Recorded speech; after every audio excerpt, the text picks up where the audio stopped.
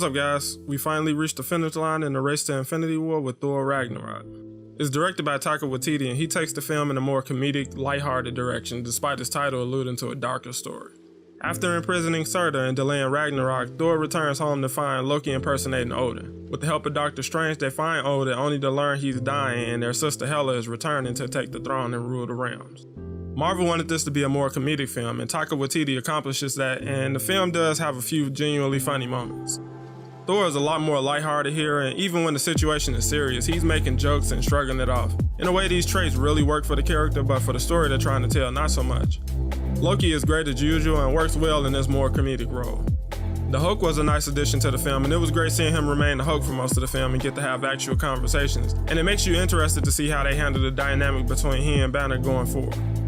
The introduction of Valkyrie was really well done, and I really enjoyed learning about her past and why she's the way she is now when we meet her. Jeff Goldblum as the Grand Master was hilarious because he reminds me of an eccentric old lady who prances around the house entertaining guests with her antiques and collections. While I did enjoy Cate Blanchett as Hela, I couldn't help but notice a lot of her dialogue was pretty generic, and with the film being mainly played for jokes and comedy, nothing about her was really threatening. The tone of the film was my biggest problem with it. They introduced two of Thor's biggest villains here, chose to tell the story of Ragnarok and the destruction of Asgard, and also included elements of the Planet Hulk story. And with all of these serious and dark stories being pulled from, they chose to make the film a comedy. In the end, Thor Ragnarok wanted to be a comedy and it was an okay comedic film, but in doing that it completely wasted some of the best stories and characters from Thor's history, and ultimately it felt like an inconsequential waste of time. I'm going to give Thor Ragnarok a 6.5 out of 10. The action was okay and the story didn't really have any weight to it, and I honestly feel like this comedic tone would have been better suited for the first Thor film versus here.